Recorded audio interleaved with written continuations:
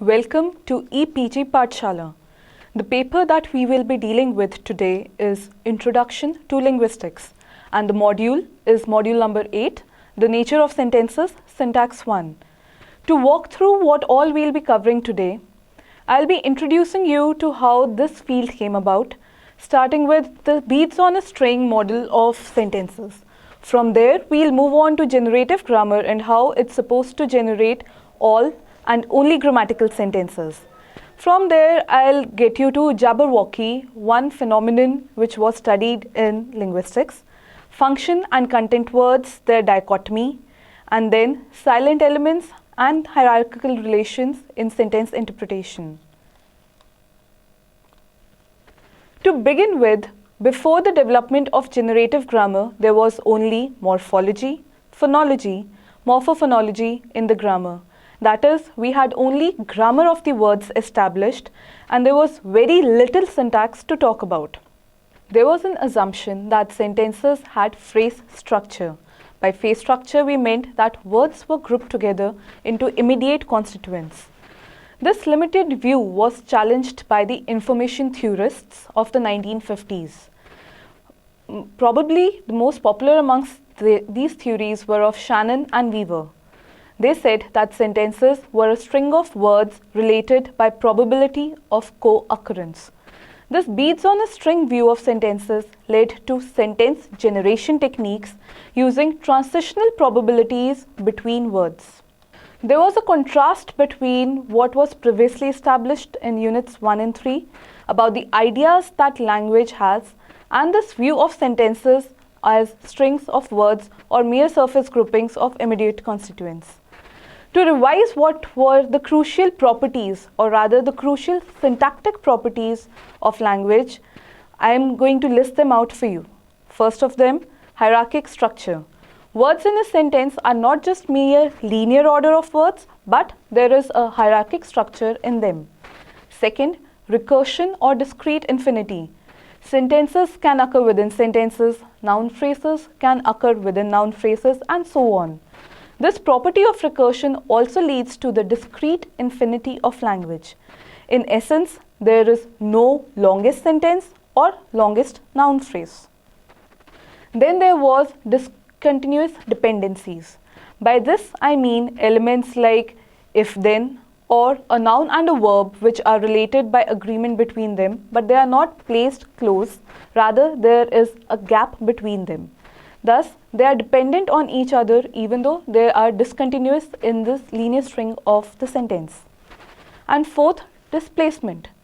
By displacement, I mean that elements may appear displaced from the positions where they are interpreted at. For example, English passives or the WH question constructions, scrambling in many of Indian languages, which gives it the free word order phenomenon in them. There is no explanation for discontinuous dependencies or displacement phenomenon if we take the surface structure view of sentences or the immediate constituent view of the sentences only. This approach to study sentence structure is constrained and not explainable enough. Now let's move on to the second topic of this module, that is, sentences, are they really words like beads on a string? To give you a hint about the probability and information theoretic approaches to written languages, we know that there are 26 letters in the English language, and many people say that the letter that occurs most is the alphabet E. Also, that there is a joke which goes like, if you leave a monkey on a typewriter and give it infinite amount of time, then he can author all of Shakespeare. Not all letters in a language and not all words in that language occur at the same frequency or with the same probability. To give you a concept, we have first order approximations, which mean arrangement of words in some text corpus in the order of probability of their occurrence. Miller and Chomsky in their Handbook of Mathematical Psychology have attempted to give this first approximation of English language. That approximation is on your screen and I'm going to read it verbatim. Representing and speedily is and good apt or came can different natural here he the in came the to off to expert grey come to furnishes the line messages had be these. Now this first approximation of English language does not look like English at all. Rather, these words are independent. It's just that this sequence represents the frequencies with which they occur in the English language. From this, then Miller and Chomsky went to second order word approximations.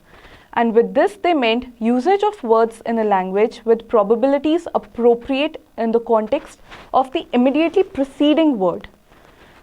I'm going to quote their second order word approximation for English. The head and in frontal attack on an English writer that the character of this point is therefore another method for the letters that the time of whoever told the problem for an unexpected. This text above which I just read, if you read it 2 words at a time, can look like English now.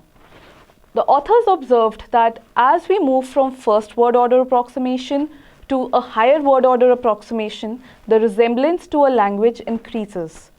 To prove this, they have given even the fifth word order approximation of English language with word quintuplets in frequencies representative of English. I'm going to read from the text. Road in the country was insane, especially in dark rooms where they have some books to buy for studying Greeks. From this, the authors concluded that higher order approximations to the statistical structure of English have been used to manipulate the apparent meaningfulness of letters and word sequences as a variable in psychological experiments. As the order of approximation increases, sequence of symbols take on a more familiar look, and although they remain nonsensical and the fact seems to be empirically established that they become easier to perceive and to remember correctly. To summarize what has been said till now, information theorists of the 1950s tried to generate sentences or language structures using the linear string model by obeying the statistical probability of word co-occurrence as their formula. That is, given a particular word, what is the probability that another word is going to co-occur with it? Psychologists constructed approximations to English that time. Fundamental syntactic properties of language like the hierarchic structure, discontinuous dependencies, recursiveness, all of this was not explainable by this linear string model at all.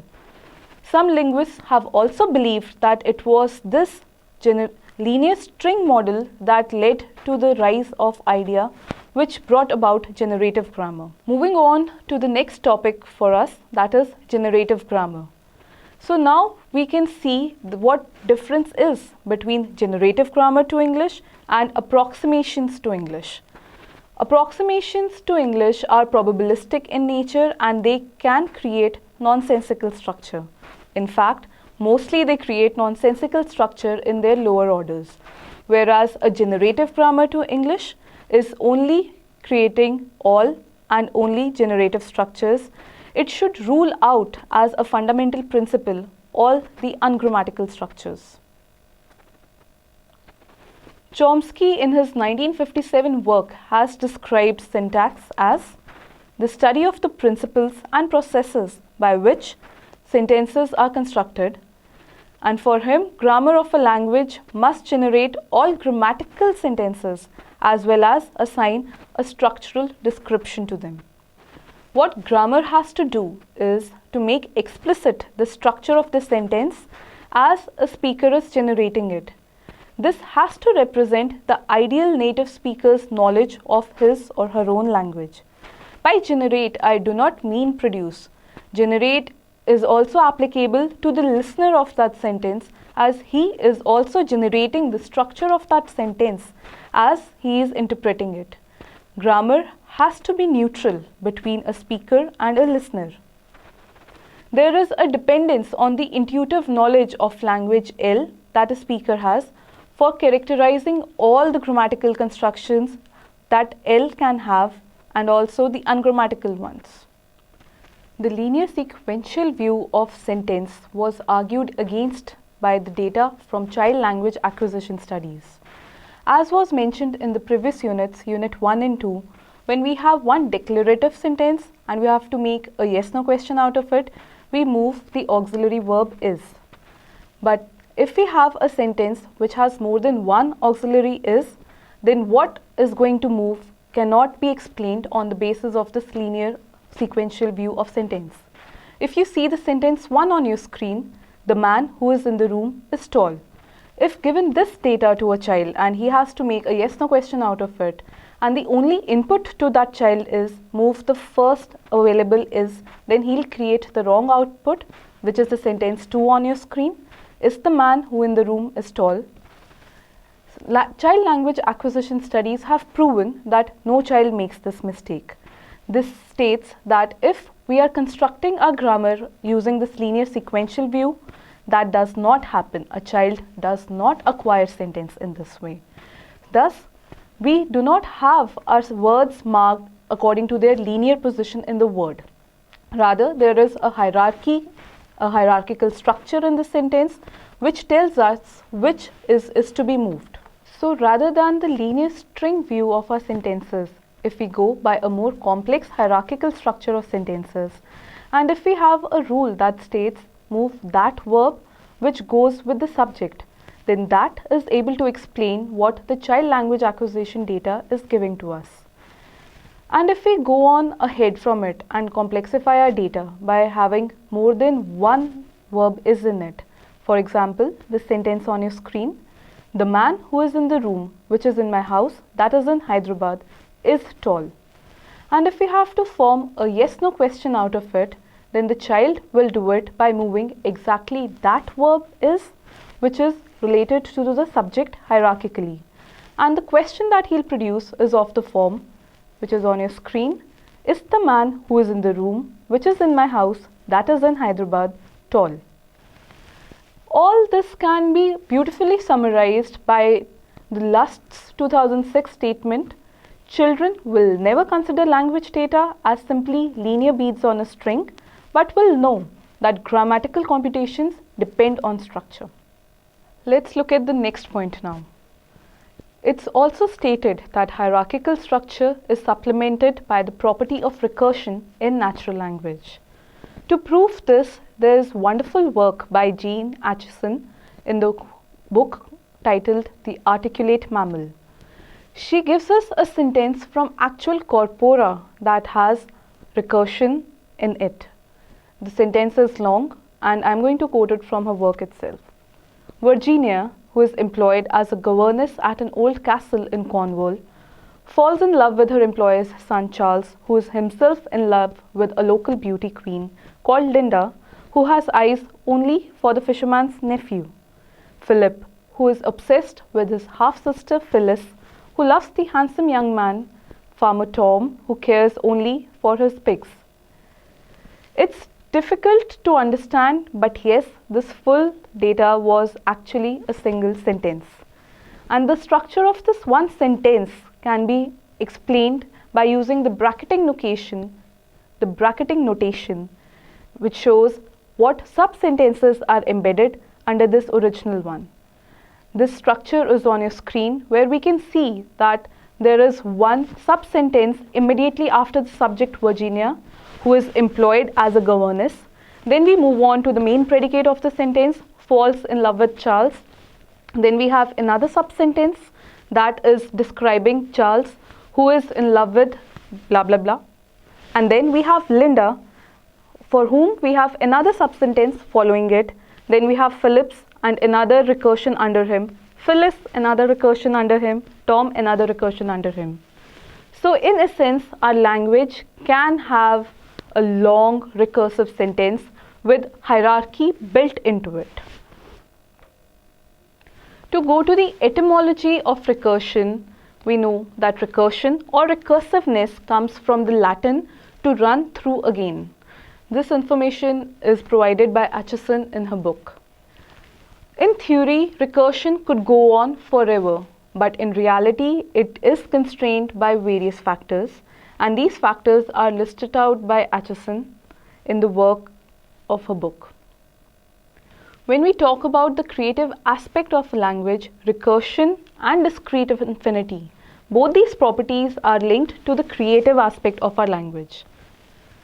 And to be honest, the set of grammatical sentences in a language cannot be equated with any actually occurring set of sentences in a corpus. So, Chomsky 1957 has stated, and I am quoting him, "A grammar mirrors the behavior of a speaker who, on the basis of a finite and accidental experience with language, can produce or understand an indefinite number of new sentences." Moving on to a favorite topic of linguists, that is Jabberwocky. Now, Jabberwocky is in essence grammatical nonsense. This term is given for Lewis Carroll's poem, which included words that were nonsensical, but then linguists went after this poem of his.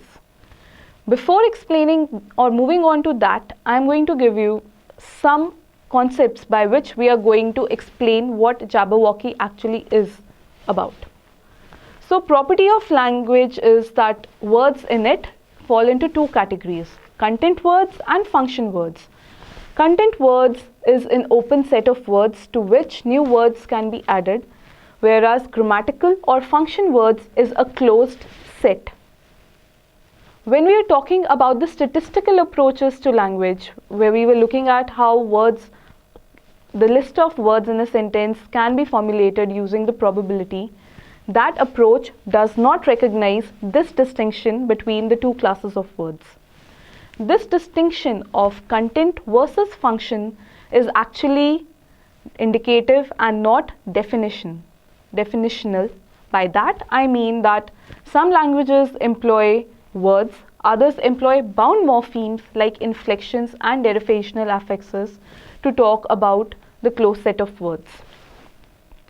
In language without a lot of inflectional morphology, word order too can serve as a grammatical skeleton of the sentence. To give you a snippet of the poem Jabberwocky by Lewis Carroll, the data is on your screen. It was brillig and the slithy toves, did gyre and gimble in the wabe. All mimsy were the borogoves, and the momes rats outcrape. First impression of it, what does it mean? It does not make sense. But if you look at it carefully, you will recognize that there are some recognizable English words in their normal position in a grammatical sentence and the right order of word. There are also some recognizable grammatical morphemes which are recognizable in their correct position. For example, the S morpheme, the S suffix in toves and borogoves, the plural inflection identical to this S is what hints us that this S could be the plural inflection on whatever this tove and borogrove is. Also, the Y suffix on slithy and mimsy. This is identical to the adverbializing derivational suffix which we have in the natural language of English. So what was said about this was that these recognizable words or morphemes are functional and grammatical words. They don't have a lexical meaning. By this I mean that they do not point out to a discrete entity in the physical world outside, but they are not meaningless. They do form skeleton of the sentence, and they tell us how content is related to one another in this framework of a sentence. Chomsky too observes this notion of grammatical, which cannot be identified with meaningful or significant in any sense, in any semantic sense. To pinpoint this, he has given a famous sentence in the world of linguistics. That's the sentence 1 on your screen. Colorless green ideas sleep furiously. This was based on the pattern of revolutionary new ideas appear infrequently. If you look at 1, which is colorless green ideas sleep furiously, and sentence 2, furiously sleep ideas green colorless, you will see that 1 and 2 are equally nonsense. You cannot derive meaning just from the surface appearance of it. But any native speaker of English will tell you that sentence 1 is indeed grammatical, whereas sentence 2 is ungrammatical. The sentence 1, because it has same structure as the completely grammatical revolutionary new ideas sleep furiously, gives it credence that it is a grammatical sentence, and meaning can be derived if we just know what those content words mean in those sentences. And sentence 1 is considered grammatical because it is on the same framework as revolutionary new ideas appear infrequently, a completely grammatical and meaningful sentence for any native speaker of English. Chomsky states that the notion of grammatical in English cannot be identified in any way with the notion higher order of statistical approximation to English. If we were talking about sentences in relation of their approximations, then neither one nor two could have ever occurred in English discourse. They would both be ruled out as equally remote from English, but one is clearly grammatical, though nonsensical. Let us move on to the next topic, that is silent elements and hierarchical relations in the silence interpretation. If I have to give you two cognitively synonymous sentences, the sentences first, John hopes that he will win, sentence B, John hopes to win. Now in these two sentences, we are talking about the same event. Each sentence talks about a hoping event and a winning event. In sentence A, which is on your screen, John hopes that he will win. John is the one who is hoper, and he can also be the one who is the one Hopper is hoping will win. When we look at sentence B, John hopes to win, there's a difference. There is no overt instantiation of the winner of the winning event, but semantically we know that both of them are synonymous, and even in sentence B, John is the one who is hoping that John will be the one to win. Thus, interpretation wise, John is the only one who can win in sentence B, but in sentence A, there is a possibility that some other third person be the referent for the pronoun he. Compare this with sentences C and D on your screen. C, John hopes that you will win, and D, John hopes you to win. These directly reflect what we mean by what are the possible co-referent for the winner of the win event.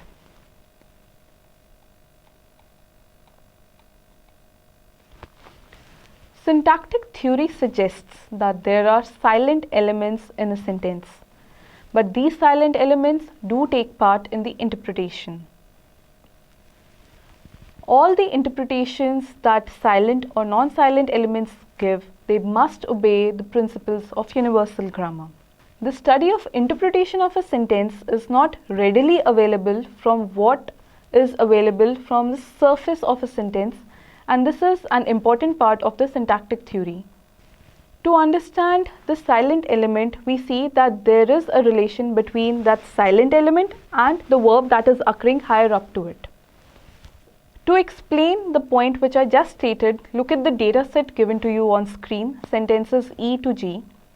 Sentence E states, John promised Mary that he would go. Sentence F, John promised Mary that he would go, where now he refers to Peter, a runner, whereas E sentence had he referring to John. And sentence G, John promised Mary to go. Now in G, agent of the event to go is John, the promiser, and not Mary, the promisee. Compare this data set with the next data set on your screen, sentences H to K. Sentence H states, John persuaded Mary that she, that is Mary, should go. John persuaded Mary that Willie, a third person, will go. Sentence K, John persuaded Mary to go. Crucial difference, in sentence K, agent of to go is Mary, the persuadee. So what that silent element of the embedded clause is dependent on what the higher verb in the matrix clause is. There is a difference between how promise and persuade, the two verbs, operate in these pair of sentences. Just as the previous data showed that there can be a silent noun, we have data proving that there can be a silent verb too. For this, see the sentence on your screen. John loves Mary and Peter Jane. By this we mean that John loves Mary and Peter loves Jane too. Thus, we can have the second verb or the verb in the second part of the sentence elided. Or we can have a second alternative for it by introduction of a dummy verb. John loves Mary as Peter does Jane. Here do is a dummy verb which is standing in for the main verb love. Syntactic theory is also concerned with how hierarchic structure determines the occurrence and the interpretation of such certain silent elements. To see how this operates or how hierarchy is fundamental in understanding what the interpretation of a silent element is, look at the data set given to you on screen where we are seeing what he and John are they able to co-refer to each other in all these permutations or not. Sentence A, John said he was tired. Sentence B, he said John was tired. Sentence C, when he came home, John was tired. Sentence D, he was tired when John came home. And sentence E, John was tired when he came home. Crucially, when you see A and B, you know that a pronoun must follow the name it co-refers to. So, John said he was tired, he can co-refer to John because it is coming after it. But sentence B, he said John was tired, because the name is occurring after the pronoun, that pronoun cannot co-refer to that name now. But this fact is disproven when we carefully look at sentence C, where we have when he came home, John was tired. From the surface, John is occurring after the pronoun he is before, but in this sentence, John and he are co-referential. Or for E, sentence E, when we have John was tired when he came home, the order does not matter. So this does not tell us why in sentence B and D, he and John cannot co-refer. Thus, there is a complex problem in the language we are looking at, which will be dealt in the later units on syntax. To summarize what we have been talking about in this module, we saw first of all that a sentence is not just a string of words. A sentence is so much more complex in terms of structure than a mere beads on a string view of it. Information theorists in the 1950s tried to generate sentences using statistical probabilities between words, generating approximations to English. This could not generate English-like fragments, as we saw first order, second order and even fifth order approximations to English.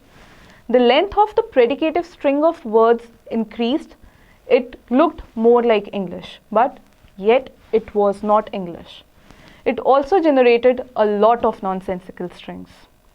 Generative grammar as a theory aims to generate all and only grammatical sentences of a language. It should also respect all the properties of language that we talked about, like recursiveness, discontinuous dependencies, displacement, and hierarchical structure.